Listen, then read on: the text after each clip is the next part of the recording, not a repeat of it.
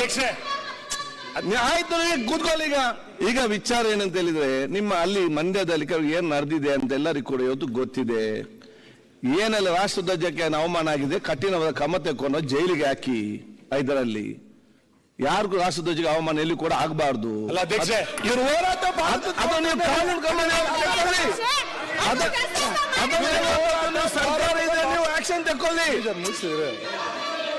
ಈಗ ಇಲ್ಲಿ ಪ್ರಶ್ನೆ ಏನಿದೆ ಅವ್ರೀಗ ಅಲ್ಲಿ ನೋಡಿ, ಈ ವಿಧಾನಸಭೆಯಲ್ಲಿ ಪ್ರತಿಪಕ್ಷ ನಾಯಕರು ಸದಸ್ಯರು ಮಾತಾಡುವಾಗ ಅವರಿಗೆ ಮಾತಾಡುವಂತ ಎಲ್ಲ ಹಕ್ಕಿದೆ.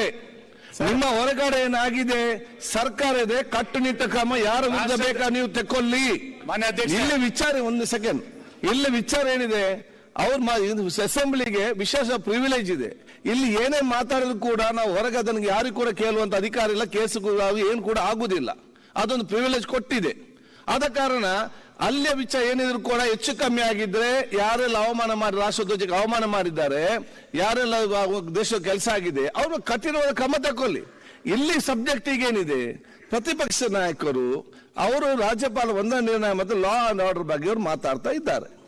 ಅವ್ರಿಗೆ ಮಾತಾಡೋ ಸಂದರ್ಭದಲ್ಲಿ ಮಾತಾಡೋ ಅವಕಾಶ ಕೊಟ್ಟು ಅವರ ಮಾತಲ್ಲಿ ಮುಗಿದ ನಂತರ ನಮ್ಮಲ್ಲಿ ನಮ್ಮ ಈ ಆಡಳಿತ ಪಕ್ಷದ ಮಾತಾಡೋಕೆ ಯಾರಿಗೆ ಬೇಕು, ಮಾತಾಡೋಕೆ ಎಲ್ಲಾ ವಿಚಾರಕ್ಕೂ ಅಲ್ಲಿ ಹೇಳುವಂತ ಅವಕಾಶ ಇದೆ.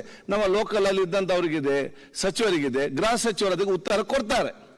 ಅವರಲ್ಲಿ ಮಾತು ಮುಗಿಸ್ಲಿ, ಅವ್ರ ಮಾತನ್ನು ಕೇಳದಿದ್ದರೆ ಅವ್ರ ಮಾತು ಮುಗಿಸ್ಲಿಕ್ಕೂ ಆಗುದಿಲ್ಲ, ನೀವು ಸಮರ್ಪಕ ಉತ್ತರ ಕೊಡ್ಲಿಕ್ಕೂ ಆಗುದಿಲ್ಲ, ಜನ ಇದಕ್ಕೇನು ಅರ್ಥನೂ ಕೂಡ ಆಗುದಿಲ್ಲ.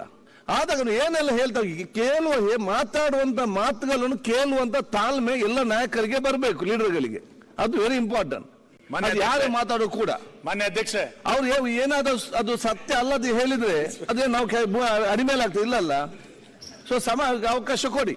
ಮಾನ್ಯ ಅಧ್ಯಕ್ಷ ಮಾತಾಡ್ಲಿ. ನಿಮಿಷ ಆಯ್ತಾಯ್ತು, ನಾನು ಒಂದೇ ನಿಮಿಷ ಮಾತಾಡ್ಲಿ. ರಾಷ್ಟ್ರಧ್ವಜದ ಬಗ್ಗೆ ಬಾರಿ ಮತ್ತೆ ವಿಷಯ ಹೇಳಬೇಕಲ್ಲ, ಅಲ್ಲ ಬೇಡ, ವ್ಯಕ್ತ ಮಾಡಿದ್ರು ಅಭಿನಂದಿಸ್ತೇನೆ.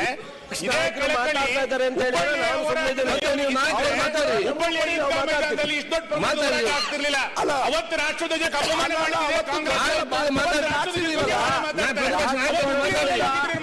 ಯಾರು ಮಾತಾಡಿದ್ರೆ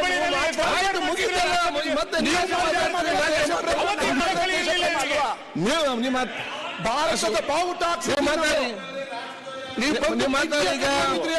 ಮಾತಾಡಿ ಬೆಂಕಿ ಹಚ್ಚಕೊಂಡಿದ್ರಿ ನೀವು ಶಾಖೆ ಮೇಲೆ. ಸನ್ಮಾನ್ಯ ಅಧ್ಯಕ್ಷರೇ, ನಾನು ದೇವಸ್ಥಾನದ ಮುಂದೆ ಹನುಮ ಧ್ವಜವನ್ನ ಆರಿಸಿದ್ದಾರೆ ಅಂತ ಹೇಳಿದೆ. ನಾನು ಹನುಮ ಧ್ವಜವನ್ನ ಆರಿಸಿದ್ದಾರೆ ಅಂತ ಹೇಳಿದೆ. ಅವ್ರಿಗೆ ಡೌಟ್ ಇದ್ರೆ ಆ ದೇವಸ್ಥಾನದಿಂದ ಪೋಲ್ವರೆಗೂ ಮೀಟರ್ ಅಂದ್ರೆ ಟೇಪ್ ಹಿಡ್ಕೊಂಡು ಅಳೆದು ಬಿಡ್ಬೇಕು. ಮುಂದಕ್ಕೆ ಹೋಗ್ಲಿ. ಇಲ್ಲ ಅಲ್ಲಿಲ್ಲ, ಅವ್ರು ಹೇಳಿದ್ ಕೇಳಿದೆ ಅಷ್ಟೇ. ಅವ್ರು ಹೇಳಕ್ಕೆ ನೀವು ಉತ್ತರ ಕೊಡುದು, ನೀವು ಹೇಳಕ್ಕೆ ಅವ್ರು ಉತ್ತರ ಕೊಡುದು ಅಂತ ಎಂಟ್ರಿ ಆಗೋದಿರ ಬರ. ನಾನೇ ಸ್ವತಃ ಹೋಗಿದ್ದೀನಿ.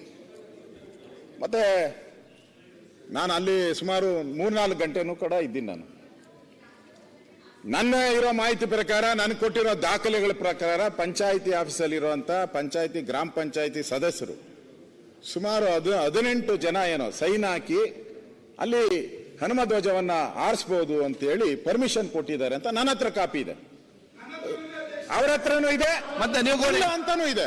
ಬಿಡಿ, ಇರ್ಲಿ. ಅದನ್ನ ಮಾತಾಡೋ ಗೃಹ ಸಚಿವರು ಹೇಳ್ತಾರಪ್ಪ, ಅದೆಲ್ಲ ಕಾಪಿ ಗೃಹ ಸಚಿವರು ಕೈ ಕೊಡು. ಅವ್ರು 2 ಸರಿ ತೋರ್ಸವ್ರು ಆಲ್ರೆಡಿ ಟಿವಿಯಲ್ಲಿ, 2 ಸರಿ ನೋಡ್ಸಿದ್ರಿ. ನಮ್ಮ ಹತ್ರ ಇರೋ ದಾಖಲೆ ಅಲ್ಲಿ ಪಂಚಾಯಿತಿ ಮೆಂಬರ್ಸ್ ಎಲ್ಲ ಅಲ್ಲಿ ಇರ್ಲಿ ಅಂತ ಹೇಳಿದ್ದಾರೆ. ಅವರು ಪ್ರತಿ ಆಗಸ್ಟ್ 15 ಅಲ್ಲಿ ರಾಷ್ಟ್ರಧ್ವಜವನ್ನು ಆರಿಸ್ತಾರೆ. ಮತ್ತೆ ಕನ್ನಡ ರಾಜ್ಯೋತ್ಸವ ಬಂದಾಗ ಕನ್ನಡ ಬಾವುಟವನ್ನು ಆರಿಸ್ತಾರೆ. ಉಳಿದಂಥ ದಿನದಲ್ಲಿ ಹನುಮ ಧ್ವಜವನ್ನು 108 ಅಡಿ. ನಾನು ಸರ್ಕಾರನ ಕೇಳುವಂಥದ್ದು, ಅವರು ಅಕ್ರಮವಾಗಿ ಹಾಕಿದ್ದಾರೆ ಅಂತ ಹೇಳಿದ್ರೆ 108 ಅಡಿ ಹಾಕಿರೋದು ಸರ್ಕಾರದವ್ರು ಏನು ಹಾಕಿಲ್ಲ. ಅದನ್ನ ಸರ್ಕಾರದ 1 ನಯಾ ಪೈಸಾ ದುಡ್ಡು ಇಲ್ಲ. ಅಲ್ಲಿ ಸುತ್ತಮುತ್ತ ಇರುವಂತ ಹಳ್ಳಿಗಳು ಜನ ಸುಮಾರು 6 ಲಕ್ಷ ರೂಪಾಯಿ ಕಲೆಕ್ಟ್ ಮಾಡಿ ಅವರ ಕೆಲಸ ಮಾಡಬೇಕಾದ್ರೆ 1 ತಿಂಗಳಾಗಿರ್ತತೆ. ಅಗದು ಅಷ್ಟು ದೊಡ್ಡ ಪೋಲ್ ನಿಲ್ಲಿಸಬೇಕಾದ್ರೆ 1 ತಿಂಗಳಾಯ್ತು. 1 ತಿಂಗಳಿಗೆ ಏನ್ ಮಾಡ್ತಾ ಇದ್ರು ಸರ್ಕಾರ? ಏನ್ ಮಾಡ್ತಾ ಇದ್ರು? ಅಲ್ಲಿನ ಅಧಿಕಾರಿಗಳು ಏನ್ ಮಣ್ಣು ತಿಂತಾ ಇದ್ರು ಅಲ್ಲಿ? ಅಧ್ಯಕ್ಷ ಇದೆಲ್ಲ ತಪ್ಪು ಮಾಹಿತಿ ಹೋಗ್ತಾ ಇದೆ. ಇದು ತಪ್ಪು, ಈ ಸರ್ಕಾರದ ಸದನಕ್ಕೆ ಸರ್ಕಾರದ ತಪ್ಪು ಮಾಹಿತಿ ದಾಖಲೆ ಕೂತ್ಕೊಳ್ಳಿ. ಅಂತ ಹೇಳ್ಬೇಕಾಯ್ತಲ್ಲ. ಯಾಕೆ ಹಂಗೆ ಮಾತಾಡ್ತೀರಿ? ನೀವು continue ಮಾಡಿ. ಯಾಕೆ ಹೇಳಲಿಲ್ಲ? ಮಾನ್ಯ ಅಧ್ಯಕ್ಷರೇ, ಮಾಹಿತಿ ಹೋಗ್ತಾ ಇದೆ. ಮಾನ್ಯ ಅಧ್ಯಕ್ಷರೇ, ಯಾಕೆ ಹೇಳಲಿಲ್ಲ? ಮಾನ್ಯ ಅಧ್ಯಕ್ಷರೇ, ಹೋಗ್ತಾ ಇದೆ. ಮಾನ್ಯ ಅಧ್ಯಕ್ಷರೇ, ಮಾತು ಮುಗಿಸ್ಲಿ. ಮಾತು ಮುಗಿಸ್ಲಿ. ಮಾನ್ಯ ಅಧ್ಯಕ್ಷರೇ, ನಾನು ಕೂಡ ಬೆಂಗಳೂರಿನ ಮಾತು ಮುಗಿಸ್ಲಿ. ಮಾತು ಮುಗಿಸ್ಲಿ. ಮತ್ತೆ ಮಾತಾಡಿ ಮಾಡ್ಕೊಡಿ ಅಧ್ಯಕ್ಷರೇ. ಆಯ್ತು, ಮತ್ತೆ ನೀವು ಮಾತಾಡಿ ಅಧ್ಯಕ್ಷರೇ. ಹಾಕಿಲ್ಲ. ನಾನು ಕೂಡ ಹೋದೆ ಇಲ್ಲಿ. ನಾನು ನನ್ನ ಆಫೀಸಲ್ಲಿ ವಿಧಾನಸೌಧದಲ್ಲಿ ಕೂತಿದ್ದೆ. ವಿಧಾನಸೌಧದಲ್ಲಿ ಕೂತ್ಕೊಂಡು ನಾನು ಮಂಡಿಸ್ತೀನಿ, ಪ್ರೆಸ್ ಮೀಟ್ ಮಾಡ್ತಾ ಇದ್ದೆ. ನನ್ಗೇನು ವಿಚಾರ ಗೊತ್ತಿರಲಿಲ್ಲ. ಮಾಧ್ಯಮದ ಸ್ನೇಹಿತರು ಹೇಳಿದ್ರು, ಸರ್ ಇಲ್ಲಿ ಈ ತರ ಘಟನೆ ಆಗ್ತದೆ, ಸುದ್ದಿ ನೋಡ್ಲಿಲ್ಲ ಅಂತ ಹೇಳಿದ್ರು. ನಾನು ಅವಾಗ ಟಿವಿ ಆನ್ ಮಾಡಿ ಸುದ್ದಿ ನೋಡಿದೆ. ಗಲಾಟೆ ಆಗ್ತಾ ಇತ್ತು. ನಾನು ಇಲ್ಲಿಂದ ಡೈರೆಕ್ಟ್ ಆಗಿ ಅಲ್ಲಿಗೆ ಹೋದೆ. ನನಗೆ ಎಸ್ಕಾಟು ಎಲ್ಲ ಇದೆ, ಪೊಲೀಸರು ನಾವು ಓದ್ತಾ ಇದ್ದೆ. ಎಸ್ಕಾಟ್ ಬಂದ್ರು, ನನಗೆ ಮುಂದೆ ಕರ್ಕೊಂಡು ಹೋಗ್ತಾ ಇದ್ರು ಎಸ್ಕಾಟ್ ಅವರು. ನನಗೆ ಸರ್ಕಾರಕ್ಕೆ ಏನಾನ ತೊಂದರೆ ಇದ್ದಿದ್ರೆ ನನಗೆ ಹೇಳ್ಬೋದಾಯ್ತು. ನಾನು ಬರಕ್ ಮುಂಚೆ ಪೊಲೀಸ್ ಅಧಿಕಾರಿಗಳಿಗೂ ಫೋನ್ ಮಾಡಿದ್ದೀನಿ, SP ಗೆ ಎಲ್ಲರಿಗೂ, DC ಗೆ ಎಲ್ಲ ಫೋನ್ ಮಾಡಿದ್ದೀನಿ, ನಾನು ಬರ್ತಾ ಇದ್ದೀನಿ ಅಂತೇಳಿ. ನ್ಯೂಸ್ ಫಸ್ಟ್ ನಿರ್ಭೀತಿಯಿಂದ ನಿಮ್ಮ ಪರವಾಗಿ.